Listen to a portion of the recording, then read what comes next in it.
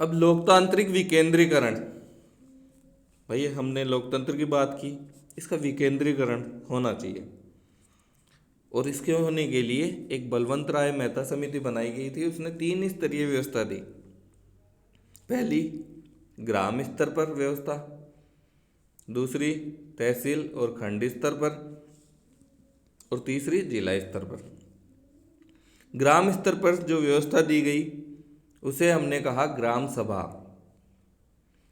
तहसील स्तर और खंड स्तर पर जो व्यवस्था दी गई उसे कहा गया पंचायत समिति। जिला स्तर पर जो व्यवस्था दी गई उसे कहा गया जिला परिषद। अभी हाल ही में चुनाव संपन्न भी हुए हैं। पिछले आपने साल भर में देखे होंगे कि ग्राम पंचायत के भी चुनाव हुए हैं, तहसील स्तर के भी हुए हैं, जिला स्तर के भी चुनाव हुए हैं। तो वो तीनों व्यवस्थाओं के चुनाव आपने देखे होंगे। तो ये 3 जो सिफारिशें की बलवंत राय मेहता समिति ने की, उन्होंने 3 स्तरों की व्यवस्था दी। जब महात्मा गांधी जी थे, उन्होंने कहा था एक बार कि जो गांव है, गांवों में पंचायती राज होगा, उनके पास पूरी सत्ता होगी, तो क्या होगा, हर गांव को अपने पैरों पे खड़ा रहने का अधिकार मिलेगा, अपनी ज़रूरतें पूरी करने का अधिकार मिलेगा, या कर सकेंगे। ताकि क्या होगा, जो अपना सारा कारोबार है, अपनी सारे जो कार्य हैं वह खुद कर सकेंगे। अपनी जो सारी तकलीफ़ें हैं वह खुद अपनी आय से दूर कर सकेंगे। वो दुनिया से जो उनके विरोधी ताकतें हैं, दुनिया की तो बात नहीं करें, इसमें देश में या समाज में जो विरोधी ताकतें हैं उनसे मुकाबला खुद कर सकेंगे। तो ये पंचायती राज की कल्पना गांधी जी ने की थी और उसको मूर्त रूप देने के लिए ये कार्य किया। पंडित नेहरू ने जब इस पे एक्शन लिया तो उन्होंने एक कथन दिया था कि लोकतंत्र की किसी भी सच्ची व्यवस्था का आधार विकेंद्रीकरण होता है, और हमें लोकतंत्र के बारे में चोटी से ही सोचने की कुछ आदत सी पड़ गई है। नीचे से लोकतंत्र के बारे में हम कोई खास सोच विचार नहीं करते। जब तक लोकतंत्र में नीचे के आधार का निर्माण नहीं किया जाएगा तब तक यह शिखर पर नहीं पहुंचेगा। कितनी शानदार बात कही है कि भाई आपको अब ऊपर से नीचे की तरफ नीतियों का क्रियान्वयन करना चाहते हैं, बहुत अच्छी बात है, लेकिन आप ये क्यों मान के चलते हैं कि कुछ लोग जो आपके अच्छे एयर कंडीशनर रूम में बैठते हैं वो गांव के स्तर की नीतियां बना पाएंगे, खेतों के स्तर की नीतियां बना पाएंगे, मजदूरों के स्तर की नीतियां बना पाएंगे? तो क्यों न जो निम्न स्तर के कार्यकर्ता हैं, निम्न स्तर के जो लोग हैं, निम्न नीचे के स्तर पे जो लोग रहने वाले हैं, उन्हीं में से कोई प्रतिनिधि चुना जाए और वह उन्हीं की नीतियों का निर्माण करे, वह उन्हीं की नीतियों के लिए सुझाव दे। बहुत अच्छी बात है।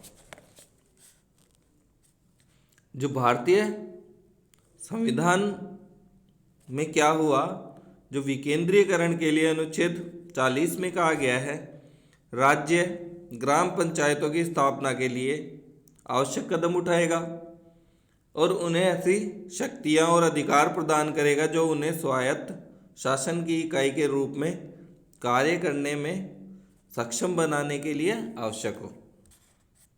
ये कुछ अनुच्छेद जो 40 है उसमें कहा गया है। अब क्या हुआ, जो पंचायती राज की त्रिस्तरीय व्यवस्था है, उस त्रिस्तरीय व्यवस्था की विशेषताएं जो बात करें तो सबसे पहली विशेषता तो इसकी त्रिस्तरीय व्यवस्था होना। 3 स्तर हमने बात बताई, ग्राम स्तर, तहसील स्तर और जिला स्तर, जिसमें ग्राम पंचायत, पंचायत समिति और जिला परिषद आती हैं।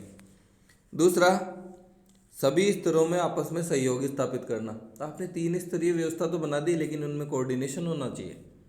ऐसे नहीं होना चाहिए ग्राम अपना अलग डिसीजन ले रहा है, पंचायत समिति अलग ले रही है, जिला परिषद अलग ही अपनी राग अलाप रहा है। तीनों में आपस में कोऑर्डिनेशन होना चाहिए, तभी आप विकास संभव कर सकते हो। सभी स्तर पर काम करने की आज़ादी। भाई आपने व्यवस्था अलग कर दी। कोऑर्डिनेशन होना चाहिए, इंटरवेंशन कम से कम होना चाहिए, दोनों में फर्क है। कोऑर्डिनेशन, एक को कहा आपने जिम्मेदारी दी, जैसे आप देखिए, आप अपने घर में देखिए, आप कोई आयोजन करते हैं तो किसी व्यक्ति को एक जिम्मेदारी दे दी, फिर आप उससे बार बार टोका टोकी करते हैं, हाँ उसका क्या हुआ, इस प्रोग्राम का क्या हुआ, ऐसा क्या क्या हुआ, तो जो उसकी परफॉर्मेंस है वो डाउन हो सकती है। आप उससे फीडबैक ले सकते हैं, वो एक अलग इश्यू है। लेकिन इंटरवेंशन, अच्छा इस काम को ऐसे कर लिया जाए तो, अच्छा इसको ऐसे कर लिया जाए तो, वो जो अपना हो सकता है वो आपसे अच्छा कर सकता है, लेकिन वो अपना दिमाग लगाना बंद कर देगा। इसलिए जो इंटरवेंशन है वो कम से कम होना चाहिए, सहयोग अधिक से अधिक होना चाहिए। मतलब अपना जो काम करने की आज़ादी होनी चाहिए। निर्वाचित संस्थाएं, ये तो आपको बता ही चुके हैं कि निर्वाचन के द्वारा चुने जाते हैं इन चीज़ों, जो त्रिस्तरीय व्यवस्था है उनके प्रतिनिधि।